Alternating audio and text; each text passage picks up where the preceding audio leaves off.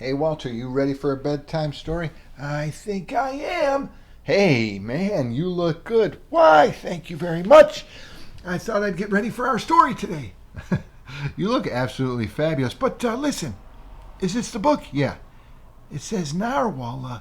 I thought it was going to be a unicorn book. Well, you just kind of got to stick with us a little bit, and more will be revealed later. Excellent, then. Let's start it up. All right. Not quite narwhal. You know, they used to call me when I was a toddler. What's that? Not quite dressed. Apparently, I would run around without any pants. Okay. Why don't we just hold that story for now, okay?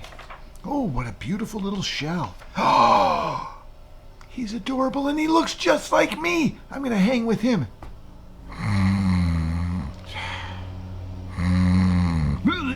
Okay, let's just get to the story. Kelp was born deep in the ocean. He knew early on that he was different from the other narwhals. His tusk wasn't as long as everyone else's. He had different tastes in food. Ugh, that looks disgusting. I don't really look much like a narwhal either, do I? No, you don't. You also don't look much like a unicorn. I do a little bit. Maybe just a little bit. And he wasn't a very good swimmer. But his friends didn't seem to mind, so Kelp decided he wouldn't either.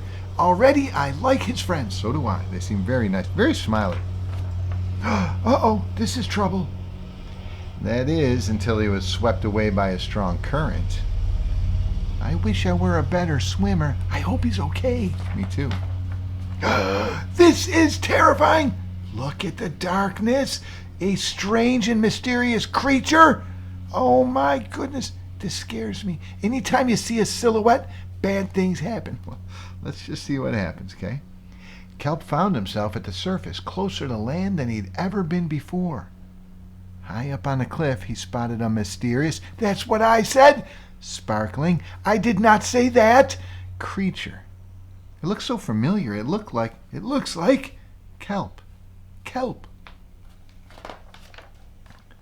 Kelp swam toward land as fast as he could, which wasn't very fast at all, hoping that he could catch up with the creature that looked just like him. When he finally reached the shore, Kelp felt a little bit anxious.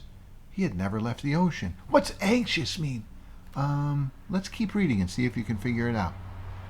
He was nervous about walking for the first time, but the land creatures made it look so easy. I think anxious means nervous. I think you're right. It wasn't easy. Oh, mercy. He's having some trouble. He tried to walk like a crab and hop like a frog, and each time he did a faceplant.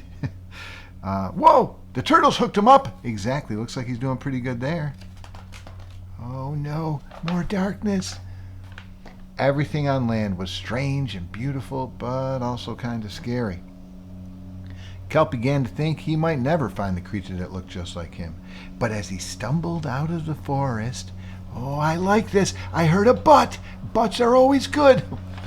Careful. I knew it. Land narwhals. Actually, we're unicorns, and by the looks of it, so are you. Oh, I get it.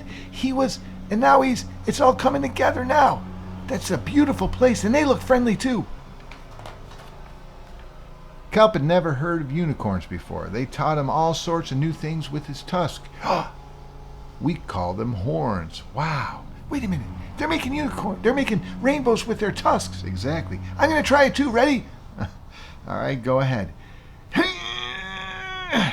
Anything? Absolutely nothing. Now? I thought I saw a little smoke come out of your ears, but I'll try again later. They introduced him to unicorn delicacies, and they showed him how to gallop. I can gallop!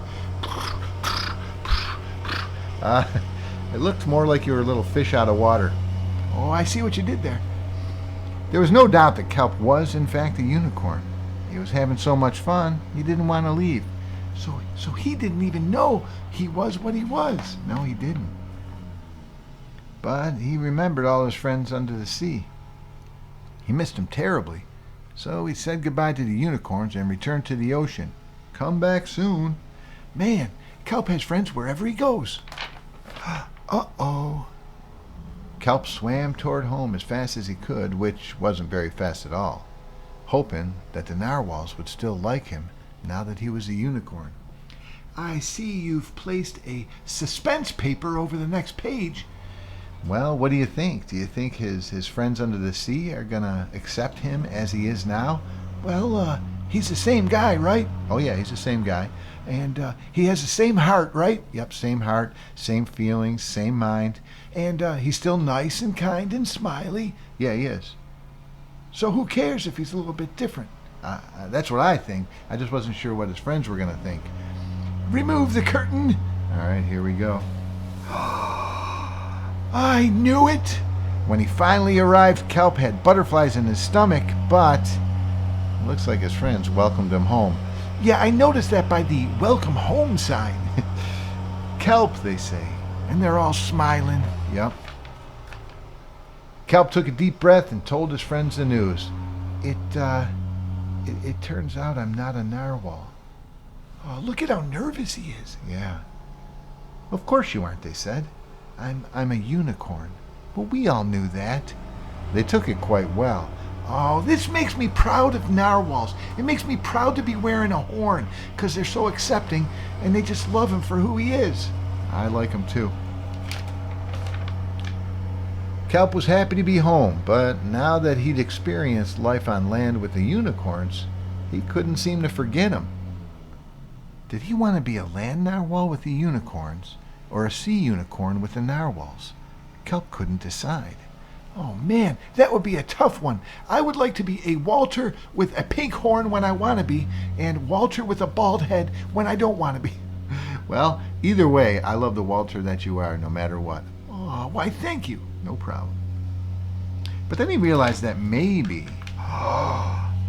everybody's getting together here. Yeah. Maybe he didn't have to choose. Would you love me whether I had a pink horn on my head or not? I would love you no matter what. That's what I love about you. Oh, yeah. I'm a unicorn. Whoa. This is a story for a different time, I think. I think so, too. Oh, man. I have got to thank Bacon Bit. Well, why don't you? Bacon Bit, thank you so much for this story. And why didn't you say hi to... Oh, I know who. Hello, Cameron. Hello, Fried Bologna. Yeah, I think they've been waiting for this one. Well, I'm glad we got to do it. Hey, listen, I got another book to do. A whole nother book? Well, actually, it's part of a book written by a little kid. Oh, that's... Little kids can't write books, mister. Oh, well, in our next video, I think you'll see that they do. Say goodnight, Walter. Good night, Walter.